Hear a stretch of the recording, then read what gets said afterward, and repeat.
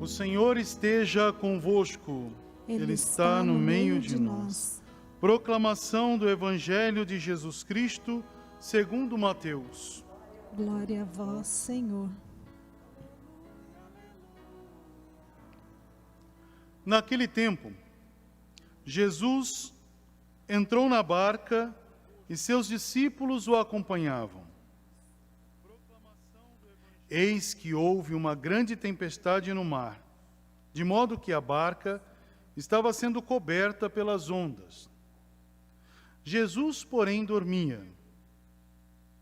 Os discípulos aproximaram-se e o acordaram, dizendo: Senhor, salva-nos, pois estamos perecendo. Jesus respondeu: Por que tendes tanto medo, homens fracos na fé? Então, levantando-se, ameaçou os ventos e o mar, e fez uma grande calmaria. Os homens ficaram admirados e diziam: Quem é este homem que até os ventos e o mar lhe obedecem? Palavra da salvação. Glória a vós, Senhor. Que a palavra do Santo Evangelho perdoe os nossos pecados. Amém. Podemos sentar. Meus queridos irmãos e irmãs, nós nos encontramos hoje em Eucaristia para rezarmos juntos esta palavra que edifica. A palavra de Deus, ela nos dá uma certeza de vida, né? Essa certeza de vida nos impulsiona para frente. Essa é a verdade. Uma outra ação importante é ver o que a palavra de Deus nos traz em conhecimento. Primeiro, o Senhor nos chama a 2 pontos importantes. O primeiro dele é a fidelidade a Deus, né? E depois a obediência, em caminhar junto àquilo que Ele mesmo nos propõe, né? Viver o seu mistério. Se pegarmos, né, tanto a primeira leitura, o Salmo, a gente vai observar bastante sobre essa insistência da fidelidade ao plano de Deus, né? Aquele que é fiel ao plano de Deus não perece. Aquele que fica preso às suas vontades, aquele que fica preso ao seu eu, esse sim sofre, né? Se olharmos a esposa de Ló, o que acontece, né? Se olhar para toda aquela realidade, para que olhar, né? Ter o olhar voltado atrás, né? Se Deus te pede um caminho, tem que segui-lo. Se Deus te pede um caminho, é porque Ele é Deus, Ele sabe, né? E aquele que é fiel a Ele, aquele que busca seguir o seu, né, toda a sua realidade, aquele que traz consigo todo o entendimento de Deus, não erra, né? Então que Deus possa perpassar, Deus perpassa na nossa existência, Deus perpassa em nossa vida, né? E se colocarmos totalmente contrário à vontade de Deus, não estaremos dando testemunho da verdade, porque Deus é a verdade. Esse é o compromisso que o Senhor primeiramente nos dá, a fidelidade ao seu projeto de amor, à sua ação. Depois nós observamos que todo esse projeto, toda essa realidade é colocada também como um testemunho de vida. Então a gente vai chamar de obediência. E aquela confiança de que Deus caminha conosco, pegando o texto do Evangelho. Veja que interessante aqui os apóstolos com Jesus numa barca. Aqui é uma ação que interessante, a gente vai observar ali a disponibilidade de Jesus para com os apóstolos. Ele propõe aos apóstolos para que conduza a barca de um lado ao outro. A barca representa aqui para a gente a comunidade, a igreja, né? O povo, né? O povo que segue, que ama, que vive Jesus Cristo. Um segundo ponto importante, dentro dessa realidade apresentada, nós podemos olhar ali para uma ação. Jesus está com eles, embora aparentemente esteja dormindo. Mostra um sinal, né, de presença que Deus permanece conosco, mesmo se às vezes parece que Ele esteja dormindo. O mar simboliza uma realidade de tribulação e morte, né? Então, os discípulos na barca estão atravessando uma realidade turbulenta, uma realidade de dor, de sofrimento, né? Uma realidade que traz para eles aparentemente ações de morte. As águas entram na barca, mas eles esquecem uma coisa: Jesus está com eles. Ali é um modo bonito de dizer, né? Jesus parece que dá agora a bola da vez para os discípulos. Comanda aí. Segue. Quando a gente quer, quando Deus nos dá um ofício, nos dá uma missão, e se a gente não reconhece que é Deus que nos dá, e a gente acredita que aquilo ali é só um prêmio pelo meu conhecimento e pela minha ciência, eu posso me perder pelo caminho. E tudo se arruína, tudo fica perdido. Agora, quando eu tenho Deus em meio, quando eu confio nessa presença de Deus, eu posso passar por essa realidade difícil. Deus está comigo. Aqui mostra o medo dos apóstolos, mas também o ensinamento que Cristo nos dá. O que Ele fala para os apóstolos? Como vocês são fracos na fé.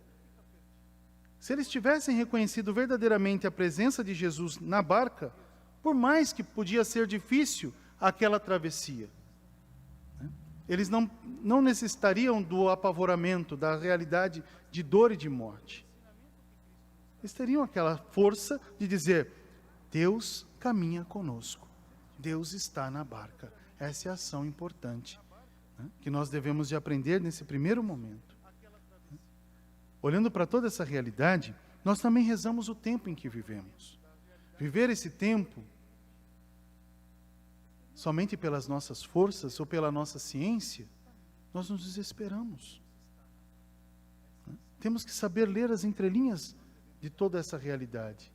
E quase que para dizer assim, melhor dizendo, é para dizer, Deus está conosco. Embora todas as realidades se tornam difíceis, Deus está conosco. Deus permanece conosco. Deus nunca abandona aquele que nele crê. Essa é a parte importante. Porque se nós acreditássemos somente nas nossas realidades, pararíamos na realidade das mortes. Veja que interessante, né, sobre essa ação. Nós também rezamos. E recebemos uma catequese que não é tão feliz assim. Eu costumo dizer isso. Em todo lugar do mundo é a mesma coisa. Se alguém morre, a gente fala, a palavra parece que perpassa na nossa existência, perdeu. Ninguém nasce para perder. Ninguém vem a esse mundo para viver um fracasso, uma perda. Essa é a verdade.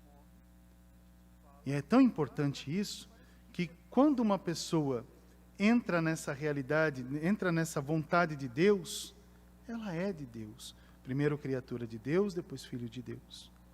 Deus nos dá a graça de viver esse amor, essa certeza. Depois, uma outra ação importante. Nós não nascemos somente para esse tempo.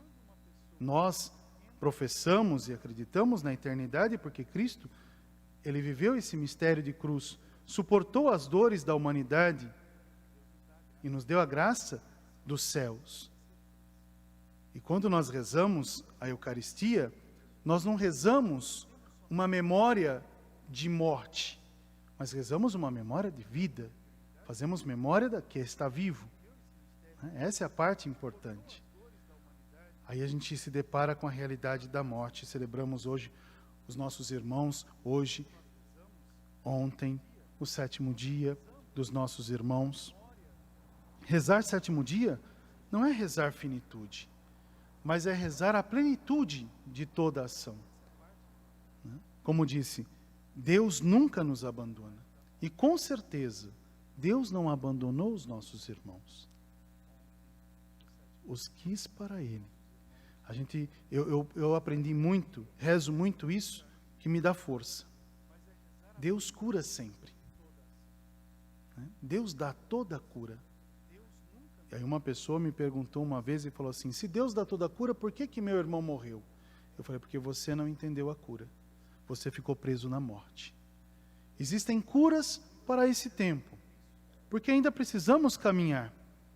Mas tem cura que é para a eternidade. Essa é a certeza da fé. Aquilo que os homens podem fazer até a ação do homem, enquanto ciência adquirida por Deus, eles fazem. Mas o que ultrapassa a existência do homem, Deus ama, Deus abarca, e Deus fala: vem para a minha alegria. O que nós, homens, não conseguimos curar, Deus vem com a sua majestade e grandeza e nos dá a certeza da plenitude de uma vida que não é para esse tempo somente, mas ela alcança a sua plenitude na imortalidade, no eterno. Essa é a ação de Deus. Por isso que nós professamos essa certeza. Por isso que quando lemos, quando rezamos, a gente não reza uma realidade passada de morte, mas uma certeza de vida. Vida que ultrapassa a existência desse tempo. Por isso que a morte, ela é, né, São Francisco até fala que a morte, ele chama a morte de irmã, porque ele diz, ela é aquela que vai me dar a possibilidade de conhecer a certeza e entrar na certeza do eterno. Aquilo que celebrei na terra, alcanço na plenitude do céu. Olha que grandeza de mistério. Por isso que quando a gente reza os nossos irmãos, a gente não reza a morte deles, porque a morte não tem lugar sobre a sua existência. Santo Agostinho diz uma ação importante: os nossos irmãos vivem, não para esse tempo, mas em um outro lugar, e ele chama esse lugar de eterno. E o mais importante é lembrarmos de nossos irmãos, não como uma realidade de morte, mas uma certeza de vida, vida em eternidade. Que possamos celebrar essa certeza e alegria deles que venceram a morte, né? Guardaram a sua fé, percorreram a corrida da sua existência, e hoje recebem a coroa de toda a glória. Essa é a parte importante. São vencedores. Por isso que eu costumo dizer que a liturgia do sétimo dia, rezar o sétimo dia, é rezar a memória de pessoas honrosas. Não porque são honrosas porque fizeram alguma coisa na terra. São honrosas porque elas conseguiram encontrar um mistério em Deus. Alcançaram a plenitude. Um dia também seremos nós. E oxalá, se nesse dia pudermos nos encontrar todos no Cristo, celebrando esse mistério que não termina, né? Essa é a ação importante. Por isso que hoje, né, rezando os nossos irmãos, o sétimo dia dos nossos irmãos, nós rezamos essa certeza de um Deus que é amor misericordioso, de um Deus que não abandona, mas de um Deus que acolhe, de um Deus que traz para si. Se pudéssemos escutar os nossos irmãos, com certeza ouviríamos, mas não podemos. Mas com certeza eles usariam as mesmas palavras que Santa Teresinha do Menino Jesus usou antes da sua morte. Não se preocupem comigo, hoje eu entro na vida. De poder ouvir aquela palavra própria de Jesus, que falou: como fostes um servo bom e fiel, também te reservo ações grandes. Vem para a minha alegria. Hoje nós podemos dizer: nossos irmãos estão na alegria de Deus. Celebram a nossa liturgia na Jerusalém Celeste. Contemplam a face de Deus. Face essa que nós também devemos contemplar se nos buscarmos, né, se buscarmos verdadeiramente essa unidade em Cristo, esse amor em Deus. Um Deus que é comunhão, um Deus que vence a morte e nos dá a plenitude de toda existência. Que eles descansem em paz, são vitoriosos no Senhor. E que nós também possamos nos consolar sempre com as palavras da fé, acreditando e professando essa realidade, porque um dia nos encontraremos todos para celebrar essa misericórdia. Que eles descansem em paz. Amém.